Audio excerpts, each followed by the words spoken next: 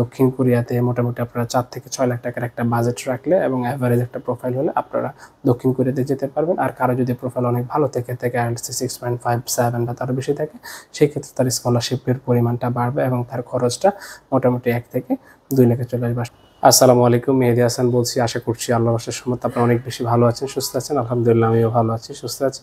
তো আজকে একটা গুরুত্বপূর্ণ টপিক নিয়ে কথা বলবো। আজকে টপিক হচ্ছে দক্ষিণ কোরিয়াতে আপনি আসতে চাইলে আপনার ইন টোটাল আসলে কত টাকা খরচ হবে বা আসলে কত টাকা বাজেট থাকলে আপনি দক্ষিণ কোরিয়াতে আসতে পারবেন। মোটামুটি ইন জেনারেল একটা কথা আমরা বলতে পারি, 4 থেকে 6 লাখ টাকার একটা বাজেট যদি আপনার থেকে থাকে, সেক্ষেত্রে আপনি দক্ষিণ কোরিয়াতে ইজিলি আসতে পারেন। বা যদি আপনার IELTS স্কোর ভালো একটা IELTS স্কোর কিংবা একাডেমিক প্রোফাইল থাকলে, সেক্ষেত্রে আপনি চাইলে আপনার খরচের পরিমাণটা আরও কমিয়ে 1 থেকে 3 লাখের ভিতরে হয়ে যাবে।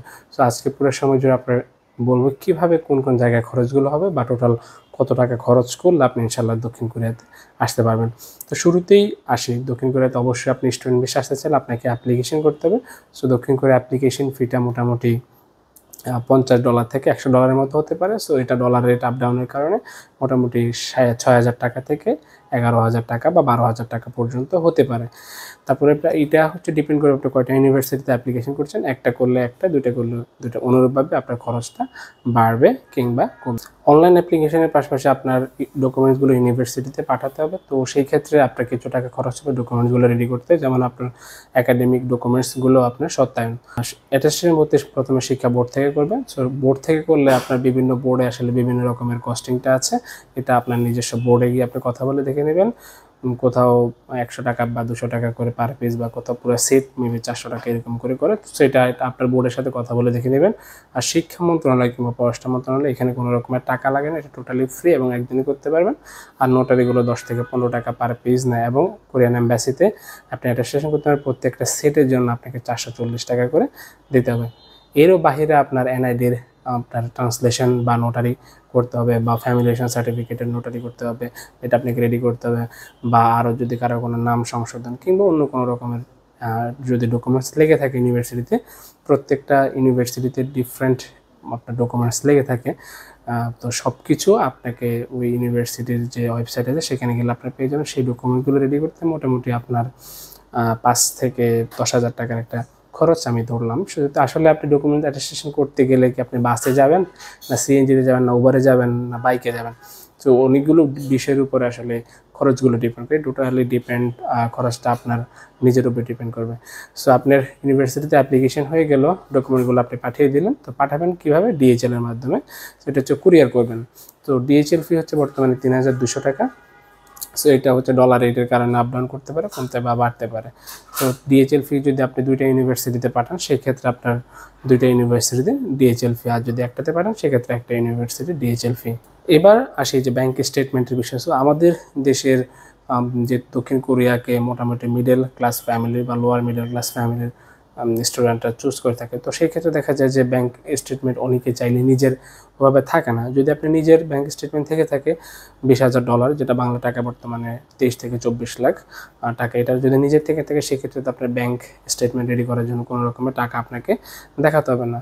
সো অনেক স্টুডেন্ট দেখা যায় যে তারা লোন নিতে হয় আর কি ব্যাংক থেকে। সো লোন বাবদ তাদেরকে হয়তো কিছু টাকা, সো মোটামুটি কেউ যদি 4 থেকে 6 মাস বা 3 থেকে 6 মাস বা 3 থেকে 5 মাস লাগে, সেই ক্ষেত্রে টাকার অ্যামাউন্টটা 60 থেকে 1 লাখ টাকা বা আশেপাশে হতে পারে। এটা অবশ্যই আপনাদের যখন লোন নেবেন তখন আপনার ব্যাংকের সাথে কথা বলে 3, 4 মাস, 5 মাস রাখলে কত টাকা আসবে বা কত টাকা ডিপোজিট রাখতে হবে, এই বিষয়টা টোটালি ক্লিয়ার হয়ে নেবেন।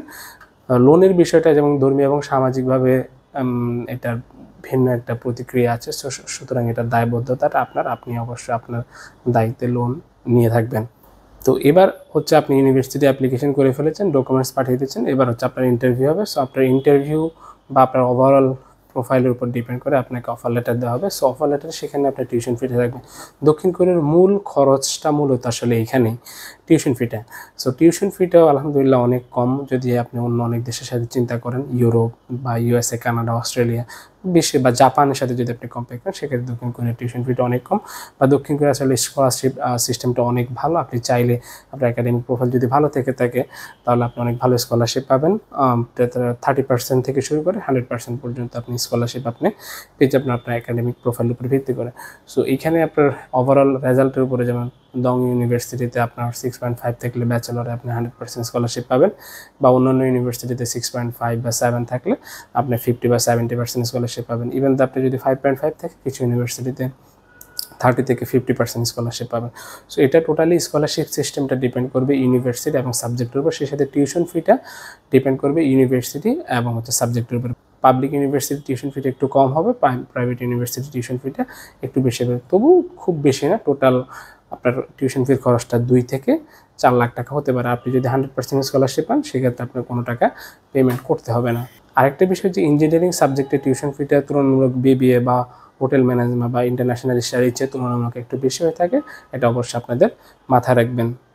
সো আপনার টিউশন ফিটা পেমেন্ট করে ফেললেন, টিউশন ফি যখন পেমেন্ট করা হয়ে যাবে তখন তারা আপনাকে সার্টিফিকেট অফ অ্যাডমিশন পাঠাবে। আপনার সার্টিফিকেট অফ অ্যাডমিশনটার নিয়ে আপনি অ্যাম্বাসিতে দাঁড়াবেন। সো অ্যাম্বাসিতে দাঁড়ানোর আগে আপনার আরও অনেকগুলো ডকুমেন্টস আছে এখানে, এবং কিছু ক্রুশিয়াল ডকুমেন্টস আছে। এটা আমরা আমাদের ব্রাদার্স ইন্টারন্যাশনাল স্টুডেন্টদেরকে প্রোভাইড করে থাকি যাতে তাদের ভিসাটা মোর সিকিউর থাকে। সো এই ডকুমেন্টসগুলো আপনার রেডি করতে মোটামুটি 10 থেকে 20,000 টাকা খরচ হয়। এখানে আপনার অনেকগুলো ডকুমেন্টস আছে, ভিসা অ্যাপ্লিকেশন ফর্ম আছে, নো অবজেকশন সার্টিফিকেট আছে, এছাড়া আরও অনেক কাভার লেটার, ফরওয়ার্ডিং লেটার থেকে শুরু করে আরও অনেকগুলো ক্রুশিয়াল ডকুমেন্টস আছে। এগুলো আপনার রেডি করতে 10 থেকে 20,000 টাকা আপনার খরচ হবে। সেই সাথে আপনার পুলিশ ক্লিয়ারেন্স আছে, তো পুলিশ ক্লিয়ারেন্সের আপনার অনলাইনে পেমেন্ট করতে হবে 500 টাকা। আর আপনি যদি যখন ক্লেম ভেরিফিকেশান নেবে সেক্ষেত্রে যদি আপনার কোনো টাকা খরচ হয়ে থাকে সেটা করবেন। আর এরই সাথে আপনি মেডিকেল টেস্ট রিপোর্ট আছে, বর্তমানে দক্ষিণ কোরিয়াতে যে আপনাকে অবশ্যই প্রাভা হেলথ সেন্টার বনানীতে এখানে আপনার মেডিকেল টেস্টটা করতে হবে। এটার ফি হচ্ছে 1500 টাকা। সো এরকম এই খরচগুলো হবে। আর ডিএইচএল মোটামুটি একবারই ম্যাক্সিমাম ইউনিভার্সিটিগুলোতে লাগে, 2-1টা ইউনিভার্সিটিতে 2বার ডিএইচএল করা লাগে। সো এই বিষয়গুলো আপনাদের নলেজে থাকবে। তারপর আপনাদের অ্যাম্বাসিতে যখন আপনারা ডকুমেন্ট সাবমিট করবেন ওই দিন আপনাদেরকে আপনাদের ভিসার জন্য যে অ্যাপ্লিকেশন ফিটা আছে এটা হচ্ছে বর্তমানে 6,600 টাকা। এটা ডলার রেট আপ ডাউনের কারণে এটা বাড়তে কিংবা কমতে পারে। সো এখন আলহামদুলিল্লাহ আপনি সাকসেসফুলি সাবমিট করলেন। মোটামুটি ভিসার রেজাল্টটা আপনার 2 থেকে 14 দিন বা 15 দিনের ভিতরে আশা করি দিয়ে দেয় বা আপনি পেয়ে যাবেন। সো যদি আলহামদুলিল্লাহ আপনি ভিসা পেয়ে যান, দেন হচ্ছে আপনার পরবর্তী কাজ হচ্ছে শপিং করা এবং হচ্ছে প্লেন টিকিট কেটে ফেলা। সো প্লেনের টিকিটের ক্ষেত্রে প্লেনের টিকিটটা আসলে এয়ারলাইন্স টু এয়ারলাইন ভ্যারি করে। মোটামুটি যদি আপনার লো কোয়ালিটির বিমানগুলোতে যেতে চান, আমি এটা খুব একটা প্রেফার করি না, সেই ক্ষেত্রে আপনার 40,000 থেকে শুরু আর সর্বোচ্চ হয়তো 70,000 টাকা পর্যন্ত যেতে পারে ওয়ান ওয়ে, মানে একবার আপনি কোরিয়া যাবেন। আর শপিংটা টোটালি ডিপেন্ড করবে আপনার উপরে, মোটামুটি 10 থেকে 30-40,000 টাকার ভিতরে আপনি শপিং, বা আপনি দক্ষিণ কোরিয়াতে যাবেন সেখানে বাসার একটা অ্যাডভান্স আছে, বা সেখানে আপনি চাইলে 2-1 মাসের জন্য কিছু টাকা নিয়ে যেতে পারেন যাতে সেখানে আপনি ইজিলি সার্ভাইভ করতে পারেন, বা আপনার খাবার দাবার খুব যাতে খরচ না হয়। যদি আপনি একটা নতুন প্লেসে যাবেন আপনার সব কিছু আপনাকে কিনতে হবে।